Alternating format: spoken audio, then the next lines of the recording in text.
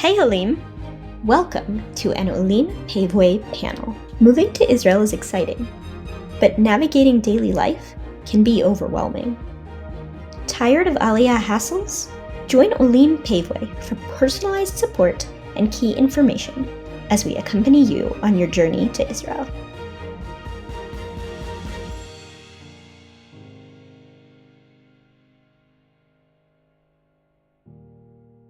Good afternoon, good evening, depending on where you're coming in from. Welcome to our webinar on what the best way is to support Israel. My name is Sid Slifko, and I am the community coordinator for Olim Paveway. With me as co-host is Ofer Nachshon, who's the CEO of Olim Paveway, and we have a very interesting and I think very timely broadcast that we're doing tonight. And I thank everybody for coming. There will be more people showing up as the evening progresses, and I thank you all for giving me your time. As a child growing up, I remember in our home, there was a blue and white tzedakah box that we kept to raise money for Israel. But I never quite knew how it worked. All I knew was that I'm supposed to put whatever coins that I had, and somehow it would magically help Israel some way, somehow. And pretty much every Jewish home that I visited in my neighborhood in Philly also had the same blue and white tzedakah box. Now, I don't know if the tzedakah box is still around. I certainly don't have one. We have some fairly nice ones. But that particular tzedakah box sticks with me because it made a very strong impression that part of our Jewish identity is to give. And I'd say that maybe now more than ever, people who support Israel are people who give. And there's even a greater need today to demonstrate support for Israel actively. But besides attending rallies and posting on social media, what exactly does giving to Israel, helping Israel mean to Jewish people today? So today we have two guests who will discuss two avenues of support for Israel from two sides of the giving spectrum. In alphabetical order, we have Binyamin Miller, who's director of the Global New Business and Investor Relations for OurCrowd Global Venture Investing Platform. For those of you who don't know, OurCrowd empowers institutions and individuals to invest and engage in emerging companies and is the most active investor in Israel. And with Binyamin is Avi Narro-Tilonsky, I hope I pronounced that right, who's the Resource Development Officer for the Joint Distribution Committee, which is, if you don't know, the global Jewish humanitarian organization that has been helping Jews world over for more than 100 years. And they also develop innovative solutions for Israel's most complex social challenges. So good evening, gentlemen. Thank you for joining. Pleasure to be here. Pleasure indeed to have you. I have a number of questions, and as I mentioned before, I will ask several questions, and I will give you both an opportunity to respond, to introduce yourself, to explain a little bit more about your organization, your company. And if there's any time remaining, I will invite people in the audience to add their questions as well. So beginning with this idea of supporting both fundraising and venture capital are concerned about return on investment in one form or another. Binyamin and Avi, how do you measure return on investment, ROI? Sure, I'll take this one. This one might be a little easier for my camp, I guess. You know, so it's really a fascinating topic, and when Sid shared the topic of the webinar, I was excited to participate because it really is an important concept, and hopefully we'll get a chance to get into some of the complexities about the forms of giving and the impact they can have. I guess it's important to state at the outset that it would be absurd for anyone to think that both of these aren't critical, right? It's not an either or. Certainly, everyone has to figure out within their own investment portfolio of investing in nonprofits or investing in profit-making ventures or startups. How exactly they're going to allocate their limited resources. And ultimately, the central question here is that we all are working with limited resources. At least most of us are working with limited resources, and we can't do it all, and we have to decide where it's going to go. Within our crowd's world, within the milieu of investing in startups that are earlier stage companies trying to grow and become profitable and return investment capital to the people making investments. So the question of measurements and what it is that you're tracking is something that we live day in and day out. You're putting your money into a company that is raising capital because they are not profitable, not a nonprofit, but not a yet profitable company. Hopefully all the companies become profitable that we invest in. And the way they're measuring how they're doing is by what they're doing with that money to achieve goals. So for example, you can have a medical technology company who is trying to run some tests to get to FDA approval. And the primary metric for is that money getting them to their next goal is have they gotten close to that approval and hopefully achieved that approval. When you have a different area like software companies, so then they're measured by what's their annual recurring revenue. Are they using that money to ramp up their sales, ramp up their growth? And within each one of our companies, we are measuring specific metrics of performance that are clearly connected to their company's goals and achievements. And we're constantly reporting those to our investors to ensure that there's transparency with regards to what's happening with their money and to what extent their money is helping achieve those goals.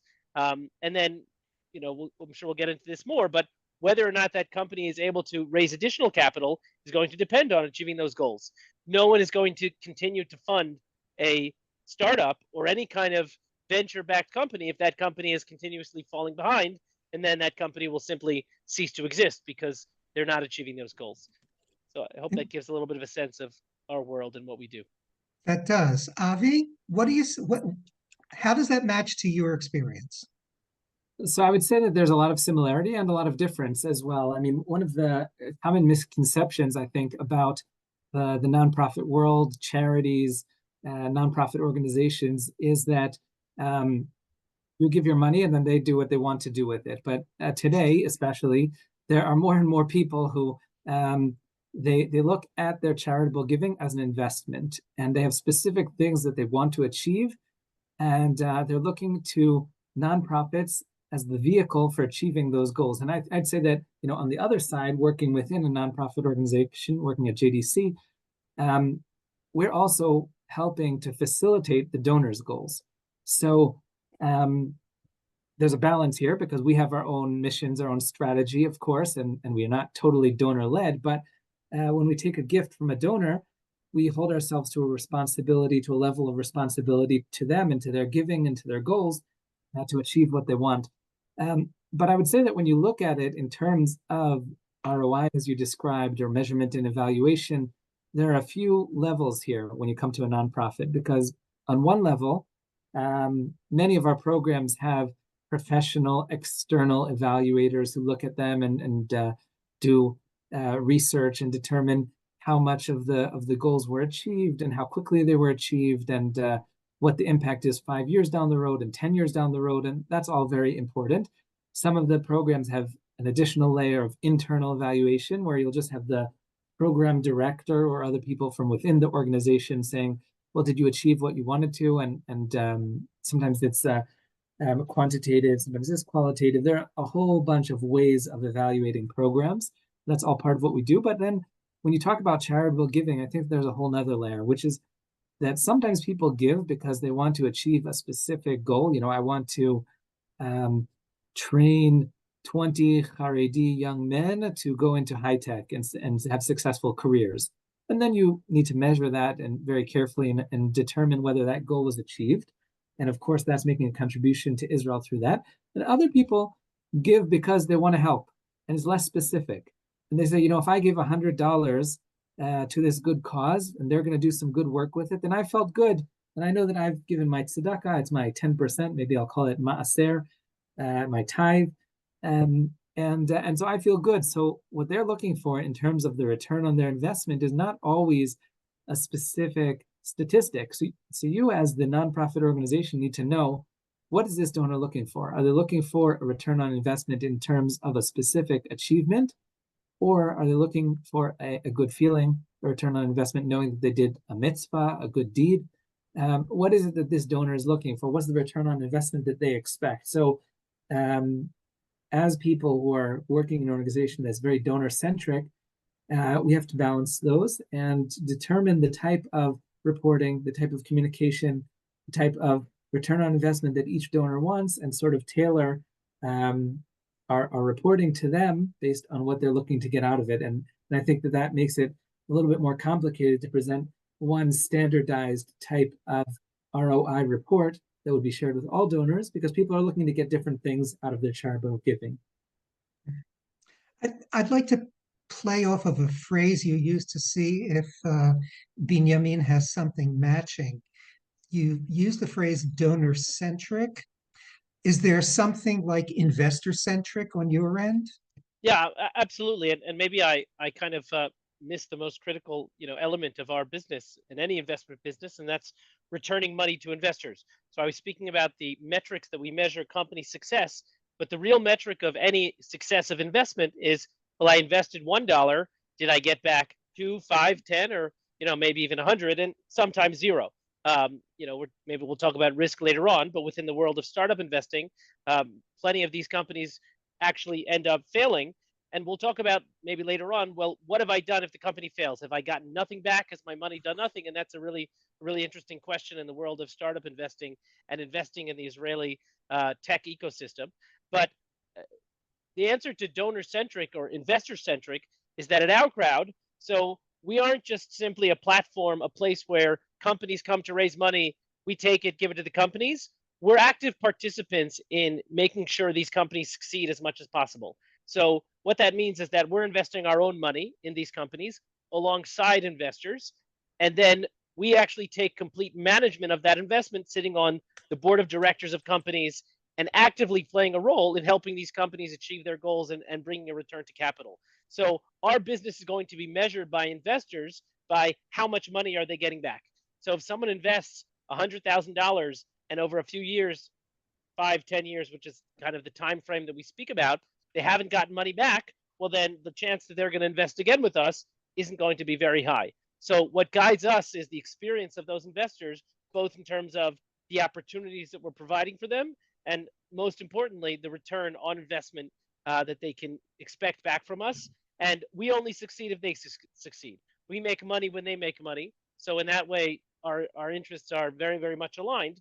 And we're focusing on their experience and their outcomes as a driver of the outcome of our own business. And we couldn't still be around after 12 years if we didn't return capital to investors. Okay, thank you.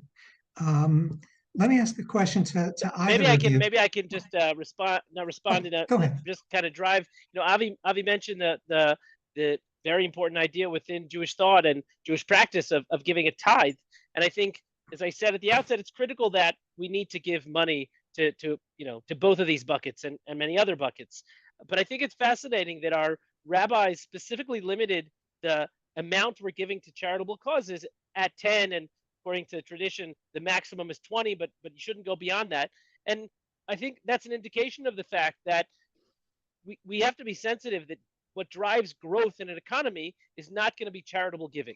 Charitable giving is a critical part of anyone's life and anyone's giving to others, but it's not what's going to drive the growth in the economy. So those Haredim that need to be trained in a nonprofit setting, very possibly, ultimately need to move on to that high-tech job, which is going to happen when you have a vibrant technology and business, and business community.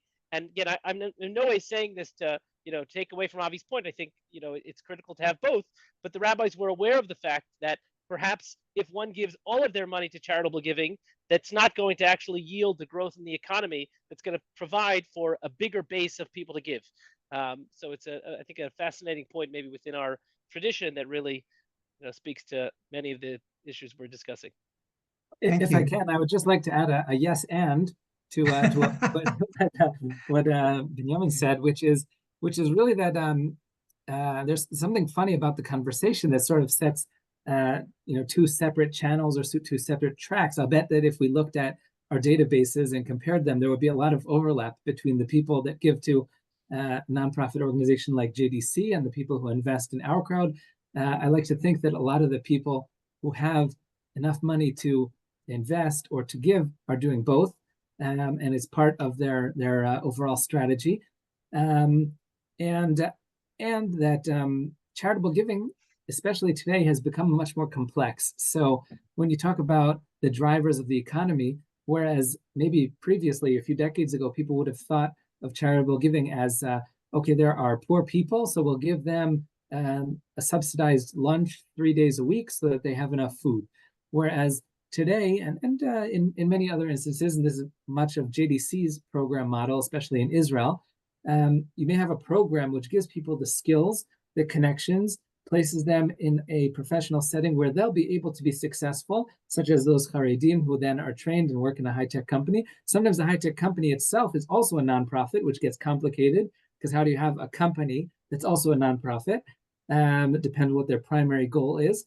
And in the end of the day, these Haredim become people who earn 20, 30, 40,000 shekels a month, and then they support nonprofits themselves, and the cycle goes on. So when you talk about whether investment or nonprofit giving is the driver of the economy today, it's a little bit more complicated because there are multiple types of nonprofit giving. And when you look at it with a strategic eye towards economic development, which many nonprofits do, then that also pushes Israel's economy forward. Interesting. Let me bring it back to the perspective of somebody who is interested in giving. As you say, you can't really have one form of giving without the other. They're both vital to Israel's continued existence and as well as to the economy. What for somebody who is thinking about investing in, as you say, from the overlapped list, what's the best way to choose an investment or a nonprofit charity for somebody like me? Roll the dice. That would be the first step. No, right. but seriously, I think that when I have conversations with people about how to choose where they should give their charity, I like to think about, what is important to you? Where are your values? What are the things that you want to achieve yourself? So if it's a person who cares very much about young children, then the issues that they would want to support may be focused in a certain area, and they're not going to maybe support hospitals or the orchestra, for instance, or the IDF even maybe, because their focus is on education for children. That's what they care about most strongly. And somebody else might feel differently. They might say, well, I don't know, I served in the Air Force myself. I care very much about security. I was a Holocaust survivor. My grandparents were Holocaust survivors. Whatever their personal story is, I think that shapes a lot about how people choose where to invest charitably. I would guess that it's similar in terms of investments also. People who are interested in food may choose to invest in food tech or something else. So I would say that it really starts with interests, values. Who are you as a person? What do you care about? And then go for those areas. And you ask the question specifically, if I'm a person who has money that wants to invest, how do I decide? I would say that if you're on the other side and you're a part of the nonprofit organization, you should ask yourself the question in reverse. What does this donor care about? Do I have anything that matches what they care about?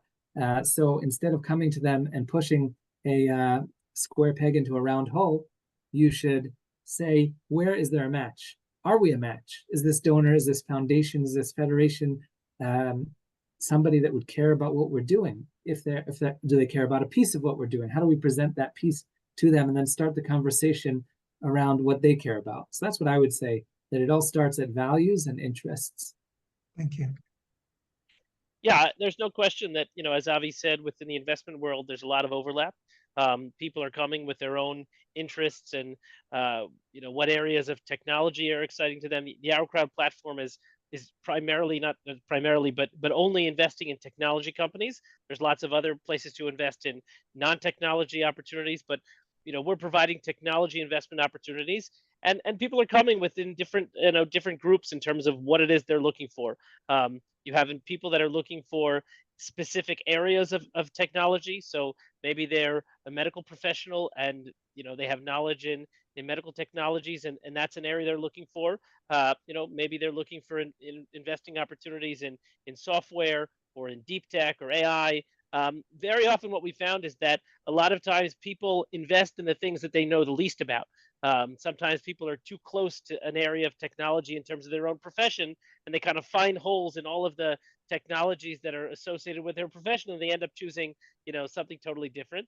But a lot of it, when it comes to investing, at least with the investing that we do, early stage investing, it has to do with risk appetite, right? So when you're looking for higher risk opportunities, so you're talking about investing in earlier stage companies, getting in at lower valuations at the beginning of a company's lifetime. And in those cases, success could mean making 10 times your money or 20 times your money or 100 times your money. And you have to be willing to take that risk, because in those cases, to the extent that there is that upside risk is also the downside risk of losing your money. So a lot of what we do is identifying with our investors, okay, what are you looking for? Are you looking for an early stage company that might have to take 7 to 10 years to see a return on your investment that could be, again, 10, 50 times your money?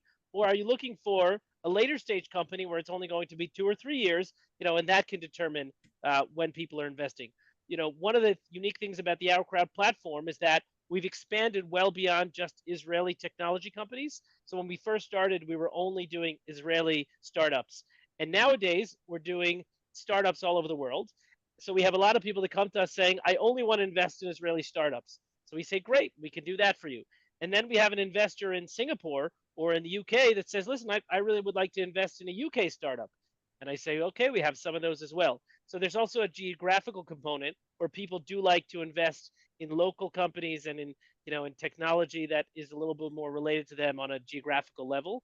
But yeah, it's a discovery process for investors to understand what it is they're looking for and to be able to match it with them. And then we have lots of people that say, listen, I can't pick a company. I want to invest in a fund, right? And I can't possibly choose this company or that company. I would like to invest in a diversified fund. And at OurCrowd, we offer many various diversified funds where you put in $50,000, $100,000, and that money gets spread across a bunch of different investments that significantly reduces the risk of the investment and also gives you a chance to invest in a lot of different companies and not just 1, 2, or 10. Thank you. You brought up an issue. We'll go back to risk later, because I think that's really an important piece in both the nonprofit as well as the venture capital world. But you brought up the issue of the types of funds and the types of charities that people invest in. I think due diligence plays a role in both your industries. What role and how is it done? Is due diligence both in the profit making and in the nonprofit world?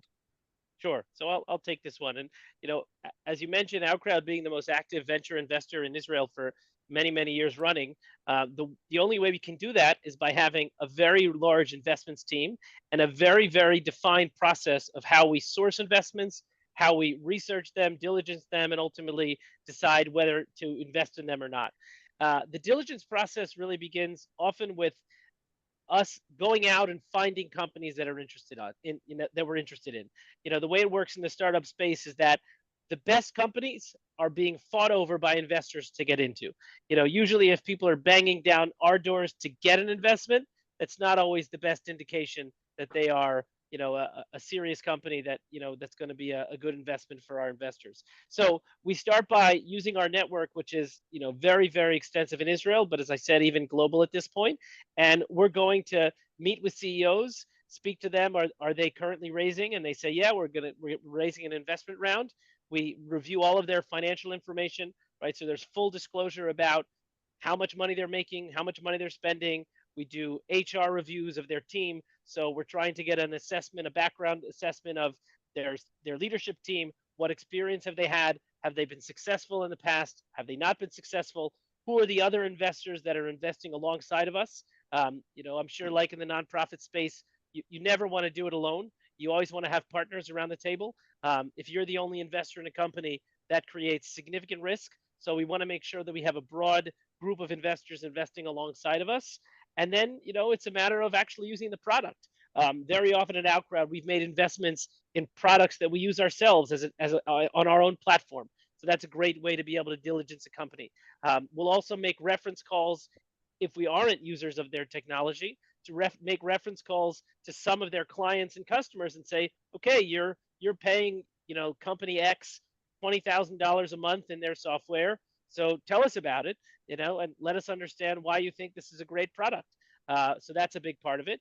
There's a significant legal diligence within our process. We have to understand what's the governance of the company. We've all heard in the news over the past, 5 years about companies who have completely backwards governance like WeWork and really bad stories where one person basically had all the power. So you want to make sure that there's a healthy governance of the company, and we do diligence on that. So it's a lengthy process. It can take a few months to actually get through it, which is relatively fast in the VC space. And then it goes through an investment committee.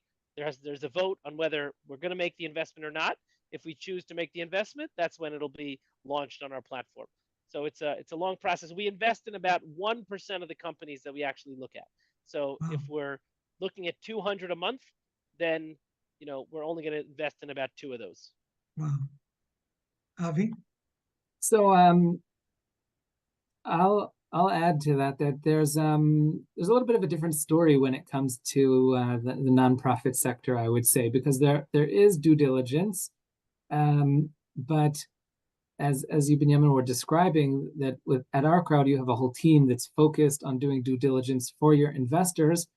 The relationship between the donor and the nonprofit organization is oftentimes more direct. So you'll have a donor that's giving directly to an organization, whether that's JDC or whether that's another organization, and they sort of on their own need to decide whether they trust this organization or not. So I'll give you a couple tools for maybe doing that and explain how somebody may do that. And saying that, there also is, of course, the option to give through, let's say, a Jewish federation or some larger organization that takes charitable gifts, and then they decide based on their strategy, their evaluation of the nonprofits, how they're going to use that money. So people who give money to a Jewish federation in any major city in America can rest assured that the federation trusts the nonprofits that they then invest in. So if and JDC is one of the major international partners of the Jewish Federation system. So that's one example that the federations trust JDC. They see what we do with the money. They see the results. They see our financial reports, et cetera, et cetera. And if you don't want to worry about it, you could, trust your Jewish federation or another larger organization that sort of vets the nonprofits for you. There are also advisors who could do that if you're talking about large enough nonprofit investments as well. That being said, I'd say for the majority of people, when they're not giving through federated giving, they have a more direct relationship with the nonprofit, and that requires them to make some decisions themselves about whether they trust them. So I would say, as a first step, to be sure that it is a nonprofit. In fact, in America, that means that they have 501c3 status, which is a legal status being recognized as a nonprofit. In Israel, there's something similar, which is called 46 Aleph, which means that in Israel is recognized as a nonprofit. And in order to get that status, you need to file paperwork with the government. You need to prove that you have a board. There are a whole bunch of things that you need to do, which establish you as a nonprofit. I'd say that's like a first step. unless, of course, you don't care about that. If there's just, a poor person and you want to give them a donation, then you're trusting that person. They're not reporting to anybody, and you're doing it based on your trust of them. The other thing is that there's a website which is called GuideStar, and GuideStar sort of gives a whole lot of information about various nonprofits. It exists in America and in Israel. Actually, JDC was instrumental in founding it in Israel so that people would have the tools to evaluate their giving. And that's a very good resource as well. Both GuideStar in America, GuideStar Israel. And then, of course, as Binyamin, you mentioned that sometimes you get references, you call people who have used the services of various companies. I would say the same thing. Reputation for a nonprofit is a big deal. JDC has been around since 1914. That's over 100 years. I've met people who said, you're the 911 of the Jewish people. You saved my grandparents in the DP camps after World War II. And you're doing the same thing with Jews in South America today. And you're doing the same thing with Jews in Ukraine today. And you're doing the same thing in Israel. And I know that I can trust you because you have a reputation. So I'd say that reputation is also a big part of it. That being said, all of these tools, I think that a donor or a person who wants to give to nonprofits or charities needs to ask themselves, what is the cost benefit? Meaning you could do a very comprehensive evaluation of how much you trust this organization and do a lot of research and come up with a 10-page profile that you've created of the nonprofit and call 20 different references and then decide that you trust them. And that might be worth it if you're going to be doing a $1 million donation. But if you're planning to give $150 or $100 a month, maybe it's not really worth your effort because you trust them, and if they're going to use the money well enough, then maybe it's not worth your time to invest in all of that research. Or it may just be worth it to trust somebody else who did that work for you, such as a Jewish federation. So I think that those are all questions that a donor should ask. A, does this organization seem reliable? And what's the level of due diligence that I want to invest for the gift that I'm planning to give? Okay, thank you. Yeah, and again, OurCrowd functions very similarly as an intermediary, right? People are coming to us because there's no way that they could possibly do the diligence that we do in order to make these investments, right? For them to think that they're going to invest $10,000 in a company and then get access to the research that we could get by pooling 100 investors doing $10,000 to get 3 to 5, or that's $1 million, but if it's $3 or $5 million, so we get that kind of access because we're putting everyone together, and then they rely on that. And sometimes they rely on that blindly, and they say, "You're doing it, so I want to." But we also give them full access to our own diligence materials, and they can review them themselves if they want to be able to make an informed decision. But there's no question that both of our organizations function as intermediaries because the individual can't possibly do the work that we do to give the confidence for the donors or investors that what they're doing is going into something reputable, serious, and hopefully going to give them a big return. I think that's a really important point. And when you look at it from the perspective of the organizations as well, if you had an $100 donor that asked a ton of questions and wanted financial reports and wanted tons of details, there's a good chance that the organization would say, it was very nice talking to you, but it's really not within our capacity to provide this sort of information. And the donor might not give the gift because the organization will say, well, for $100, it's not worth me investing 20 hours of work to provide you with all this information. But as you said, Binyamin, if you're coming with a larger pool of money, for instance, if you're the Jewish Federation of some large city, or you are a major donor who has a lot of money to give, then organizations will dedicate that amount of time to giving the background information and all of those details. Thank you. I'd like to ask a question again, following up on what you're talking about in terms of checking legitimacy and due diligence.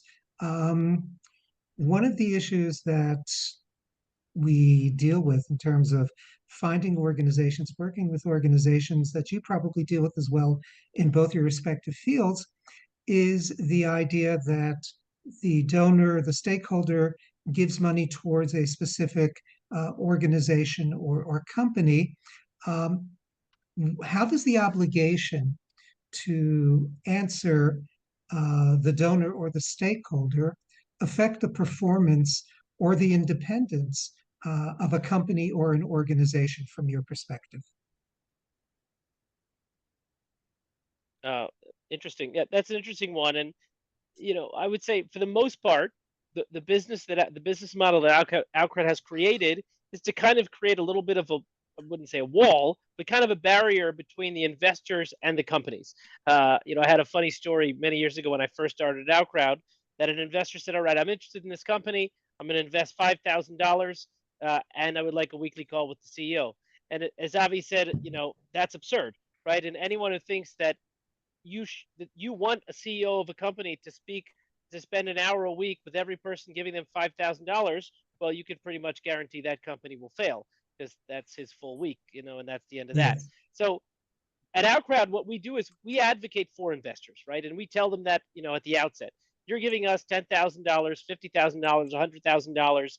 We'll give you access. You might be able to have an initial call with the CEO. You'll be able to join a webinar to hear from the CEO themselves about their vision, about their company, and we offer that for each one of our investments. But you're not going to have regular and continuous access to that company directly in order to get updates. We're the ones who have that access. We take it upon ourselves to provide you with the updates about what's going on with that company, and in certain isolated situations, and, both in our world and I'm sure in the donor world, if you're a 7-figure check writer, you're going to have different access than someone who is writing a $10,000 check.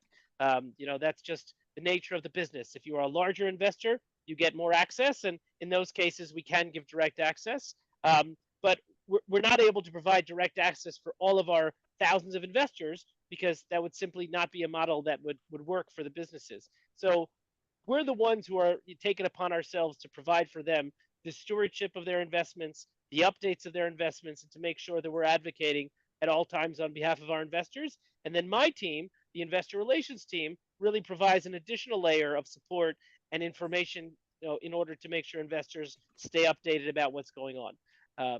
So I think that's kind of how we work. And again, the reason why we're able to make the investments that we do is because we're aggregating these people together to be a class within the investment together. But otherwise, no one would have this access. Okay. Yeah, it's interesting when you talk about the input that the donors may have on the work that's actually being done. I think that there's a balance here because on the one hand, you want to stay mission driven as an organization. You have the work that you do, and you want to stick to that because if you get distracted by a lot of other interests, then you're no longer going to achieve your goals. And at the same time, you want donors to feel involved. You want them to feel appreciated. You want them to feel like they have like they're getting an ROI for their gift. And so there's a balance. I think that as an organization, you have to ask yourself, is this request reasonable? So that involves looking at the bigger picture of the donor's giving, deciding how disruptive the request may be to the work that you're doing, or maybe it adds to it. Sometimes donors have great ideas and they come to you and they say, I want to give you $10,000 to add on to your program a new element. And that's something that's a great idea. So I think you need to maintain an open mind towards the donor suggestions because these are people who care. These are people who are willing to put their money where their mouth is and actually stand behind their ideas. So when they bring you an idea, it's something to learn from, but you need to be careful because there is a risk of what's called mission drift, where you get distracted by a whole bunch of new requests and start doing new things that you didn't intend to do before. So, if you're a hospital and suddenly people want you to focus on training, that might be reasonable if it helps to train your staff, if it helps to train new medical professionals, if it helps to train people in being better medical professionals who work with different populations. But then it might slip from there into training people in new computer skills. And so you have to decide, is that helpful to the work that they do, or is it just giving them a new thing? And then, are you training them for a new profession? Where's this going? So you need to ask that question of yourself. Is this something I can say yes to? Or do I need to say no? We had a situation where there was a donor who wanted to support an employment program, And they said, we have a whole bunch of curriculum that can be used for training employment professionals who work with young people. And if we give this gift, we want to run a training program for your employment professionals so they learn our methodology. And we had to evaluate, is this something that's going to be useful to the people? How critical is this gift to the program that we want to run? In the end of the day, we found a middle ground. We used some elements of their training which we felt would be relevant for our professionals. And we did take them. We negotiated with the donors that we would be able to receive their gift in a way that they were happy and they felt like they're contributing, and where the employment professionals felt like they were gaining something valuable. Because you don't want to waste everyone's time and have them sit in 10 lectures where they don't learn anything. So it's sort of about finding that middle ground, striking the balance between what the donor wants and what your strategy as an organization is, and making sure that you can create a win-win situation. Thank you. You mentioned that there's a word I want to bring up that you've mentioned before. It was discussed in several of your topics and your responses, and that's the word risk. Given what's happening in the world today, and not just since October 7th, but even more so nowadays, what's your assessment of the risk of investing in Israel? Is Israel a safe risk? Is it what did you use? An upside, a downside risk for people who want to invest? Sure. So I'll take this one. So it is a very complicated time, and it didn't only start with, at least for us, and I don't know, maybe similarly on the nonprofit side, but the complexity of, investing in Israel certainly didn't only start on October 7th. 2023 was a very tumultuous year with regards to the judicial reform that created a lot of unrest amongst the global investor community about Israel. The banks, the banking system here was downgraded, which certainly didn't help. We also had a lot of global banks, crash. So there was a lot of upheaval within the capital markets throughout the world and in Israel specifically. And then, the breakout of the war and it certainly made things more complicated. So the interesting thing about Israel, and we have a lot of slides about this, which is for another time, is that Israel has consistently proven that wars, while have a temporary drop and downtick in the performance of capital markets, maybe the performance of our technology sector, that's often very temporary. And then there's incredible rallying that happens often within the war and after the war, as as things come roaring back. We're certainly seeing elements of that. This is a little bit, of a prolonged war, and certainly something much longer than what we've seen over the last 20 years with the other incursions into Gaza and things that have happened. But we really feel a strong sense that the Israeli tech ecosystem and investment space is going to have a big comeback, and really is going to respond well to what's going on. And there's a real feeling that people are coming back from Miluim, coming back to their jobs, redoubling their efforts, really wanting to succeed in their own private work, and also for the good of the country. And I think there's a real patriotism that's being expressed in the wake of a war that I think adds to productivity and hopefully adds to positive outcomes for investors. Within all that, we are definitely in a moment where companies are struggling a little bit more. We are hearing more and more from companies that it's difficult to get people to look at them for investment because various firms outside of Israel in the States or in Europe have said, listen, we're pausing our investments in Israel for the moment. So that's definitely a challenge. But what that creates is a little bit of a vacuum, which means that other people can come in and make investments in companies that are really solid and strong companies at much more attractive prices, right? So, the reason why things go on sale is very often because the demand for those products has gone down, and therefore you can get really, really great products at good prices. And what we're seeing within the venture capital space is that while there's risk involved, but there's also incredible opportunities. And, when we trace things back 3 years to 2021, where there was seemingly endless amounts of money to be thrown at these investments, the prices were also super high, right? So you have incredible supply of dollars in the market, but also the price went significantly, went significantly up, in the ensuing months and quarters after, all the COVID money was put into the market. And now, as the money is kind of drying up a little bit, prices are coming down, which means that I could, invest in the same company at a significant reduction in price to what I might have invested in that company in 2021. So there's risk for sure, but at the same time, within the investor, the OurCrowd space, the venture capital space, that risk presents greater reward. And again, in terms of the specific structural things about the banking system, and things like that, I think Israel continues to be incredibly robust, incredibly safe. But each individual company, you certainly have to assess, the health of their company and whether or not it fits the profile that you're looking for. Avi?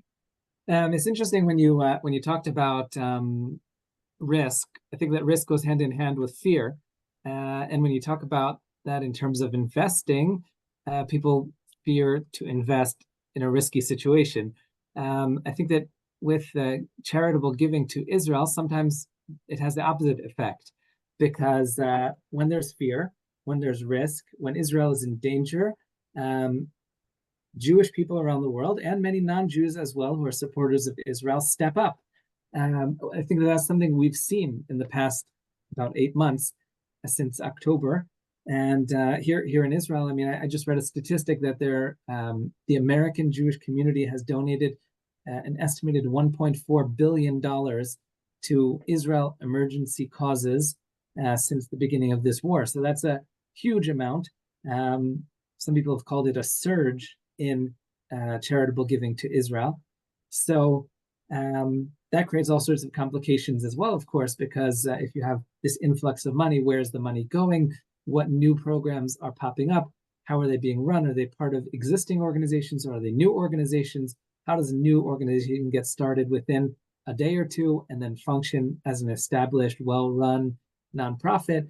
If you're an existing nonprofit and you suddenly have an influx of new funds to do emergency programming, how do you do that? Do you hire new staff? This money is probably not going to last forever. People, hopefully the war will end and the world will become peaceful once again one day. And people will no longer give at the same levels. Of course, they'll want to support Israel, but there isn't going to be this surge of $1.4 billion from the American Jewish community. So do you hire people permanently? Do you hire people temporarily? Do you start ongoing programs that will deal with long-term impact, or do you do short-term impact? All of these are strategic questions that Israeli or Jewish nonprofits or nonprofits operating in Israel need to ask.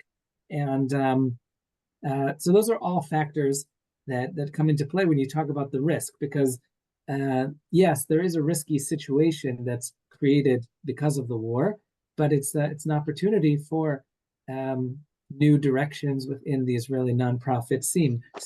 And I think that you also need to think about, when you talk about this risk and the changes that are taking place, the impact on American Jewish charitable giving, because since there's been this huge focus on Israel at the moment, a lot of Jewish organizations in America are reporting that they're having trouble raising their regular operating funds. So you're talking about things like Jewish day schools, you're talking about synagogues, you're talking about all the infrastructure of the American Jewish community, which is having trouble competing with Israeli causes, which are very urgent and critical now. And I'll just drive home that there's an interplay between those things, because there was a study done by the Ruderman Foundation and released, I believe, in 2023, which drew a correlation between Jewish identity and giving to Israel. And it showed that the higher that people rank themselves on Jewish identity, the more likely they are to give to Israeli causes. So this is something that I think also, the Jewish world needs to think about, which is that we need strong Jewish communities wherever they live, so that they'll be strong and Jews will have Jewish life, but also so that they'll support Israel, because we can't divert all of the funds to Israel. That being said, if you're an Israeli nonprofit, you're going to compete and fight as hard as you can for every dollar, and hope to do as much as possible. So look, this is all complicated. In the end of the day, it's a free market. Nobody is controlling everything from above, and people will choose where to give. But the risk creates new opportunities, and that's the environment that we work in. Thank you. I have a question that may be a question out of left field, but it's something that always concerns me and us. How do you assure yourselves, or how do you monitor where your investment money comes from, whether it's nonprofit or for-profit, capital investment, venture capital? How do you monitor that it's coming from legitimate sources? Sure. So this is one that is essential to our business. So we function on a little bit of a complicated space in terms of a regulatory body, but OurCrowd is essentially regulated by FINRA and the SEC to an extent in terms of our responsibilities to basically make sure that the money is coming from kosher sources. Every single investor that we have has to do a full know your customer process where they provide identification, multiple identifications, in fact, where they provide proof of residency, where they provide tax documents. So it's a very, very rigorous process to actually be able to invest with us.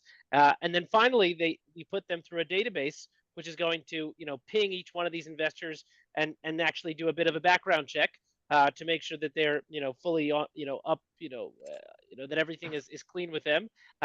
We once had a ping that one of our investors was a Russian rocket specialist, and we said, well, we probably shouldn't take that money. But for the most part, people are past the checks, and there are certain countries that are blacklisted, so we can't take money from Iranian investors and investors from Afghanistan and a few other countries. So there are certain blacklisted countries for a variety of reasons. Again, those aren't OurCrowd decisions; they're made by various bodies that we hold ourselves to in terms of our standards. Then each investor has to provide documentation that their money is coming from sources that are their own. The bank accounts have to match their name. So it's a pretty intensive process to be able to actually make these investments. And then within our team, each one of us is also responsible to actually ask questions and do our own little bit of research to make sure that the people aren't money laundering or doing things like that. But if they show up at our door with 3 suitcases of cash, we probably have to say no, thank you. We can't take that investment. So it's a very rigorous process, and our platform was built to be able to support that and make sure that all of those things are followed. Avi? So we also do research on donors and certainly look into their background. I think that's like the first step, to see where the funds come from.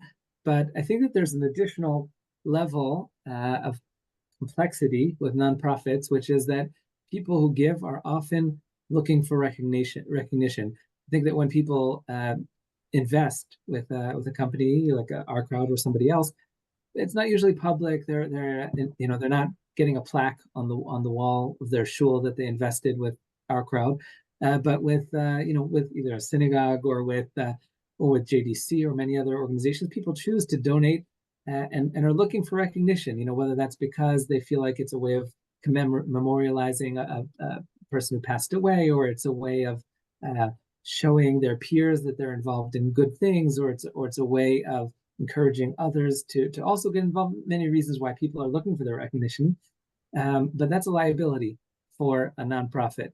So in addition to the strict legal limitations on who we can accept gifts from, nonprofits also need to make judgment calls about who they want to accept gifts from, and sometimes it's just a matter of propriety or what's appropriate, because there's no strict legal problem.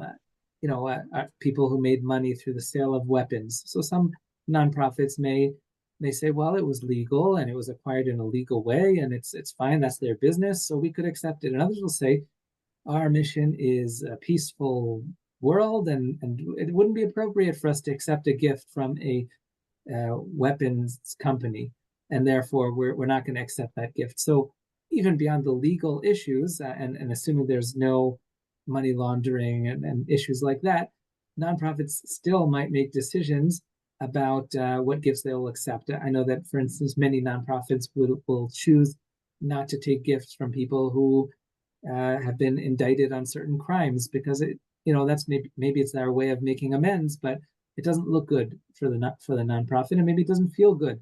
And you also have to think about the fact that it's going to scare off other donors, and how does it change the perception of your organization? Because in the end of the day, you're here to do good in the world, and you don't want that to be tarnished by some other motivations that perhaps donors may have when they're making their gifts. Thank you. Semi-serious question, but even growing more significant nowadays. Do you accept Bitcoin? Yeah, so we can't actually accept investments in Bitcoin. All of our investments are currently in dollars. Certainly a dream of ours to be able to facilitate, investments directly in Bitcoin. But there's plenty of other places to convert Bitcoin into currency and to be able to invest it with us. So we also we have a system for accepting various types of gifts, whether they're things like Bitcoin or even real estate. It's not the regular system. You can go on our website and make a donation in dollars, for instance, but you can't just through the website make a donation of an apartment in Boca Raton. So similarly, if people do want to donate cryptocurrencies or real estate or other more complicated assets, they should reach out to us and be in touch. And we have ways of doing that, but it's not necessarily the same straightforward process that you would see if you just want to make a dollar or even shekel donation. Mm-hmm. Okay. You've given the audience a great deal to think about. And I do appreciate everything you said in the chat room. First of all, I mentioned GuideStar, which Avi brought up for people who are interested, in donations and doing their own due diligence and determining which companies are legit and which companies are not. I also put up the website, the URLs for OurCrowd and the JDC. For more information. This is really more of an overview of these companies and where they stand, and you can find out a lot more about them by going to their sites. I'm also putting up the URL for our company, which is Olim Paveway. For those of you who are not familiar, Olim Paveway is a company. We are not a nonprofit. We are a startup of sorts.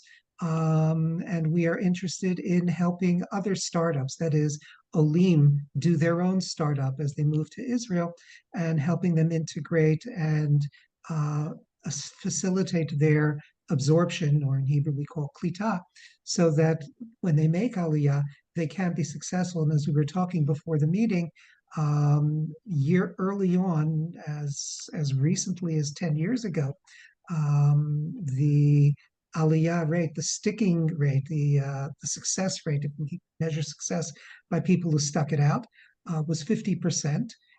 Now it's been tallied by Nefesh B'Nefesh as 90%. In other words, 90% of the people who actually make Aliyah actually stay the distance. And we feel that this is certainly because they had their eyes open. It's due to the increase in services that exist, and we facilitate the delivery of these services to people who make Aliyah, and this is what we're here for. Now, I don't recall a time when Israel was never in the news for one reason or another. But as Avi and as Binyamin have pointed out, it has never been under the microscope as much as it has been since October 7th. When I moved here, which was about 3 decades ago, boycotting, divesting, and sanctioning Israel were not really a thing the way they are now. But even the early days of the BDS movement look like the good old days when you compare to what's happening now in the world and the growing discontent of the next generation and of other institutions. And Binyamin also alluded to it, in reluctance and, distancing themselves from Israel. And while it may be in some ways beneficial to the nonprofit world, it certainly does have an impact on the profit-making world. But I do share the opinion of both Binyamin and Avi in that there's a positive side. The positive side is that it allows for more companies to grow, and the positive side is that more people are interested in investing in Israel. As the parent of a soldier, I can tell you that much of my son's equipment when he was in Gaza came from donations. So there is certainly a greater interest in helping Israel, and it's wonderful to see. And we have faced many crises in the past, but I'm confident that both in the profit-making and in the nonprofit worlds, we will overcome this crisis as well. And we should always look to the positive side, as both panelists have pointed out, because people will continue to put their money in Israel, whether it's to invest in a company or to invest in the idea of keeping the state going. So on behalf of my co-host, Ofer Nachshon, who is the CEO of Olim Paveway, and on behalf of everybody here, and on my behalf, I want to thank our panelists, Avi Narro-Tilonsky and Binyamin Miller, for sharing their thoughts on the Zoomcast. And I encourage everybody to visit our website, and you'll find a recording of this session very shortly so that you can have it as well. And I can't promise any royalties, but I will certainly say that you'll get a lot of publicity from it. So from Israel and from Olim Paveway, and a good week to everybody. Kol Tuv, and thank you for joining me. Good evening.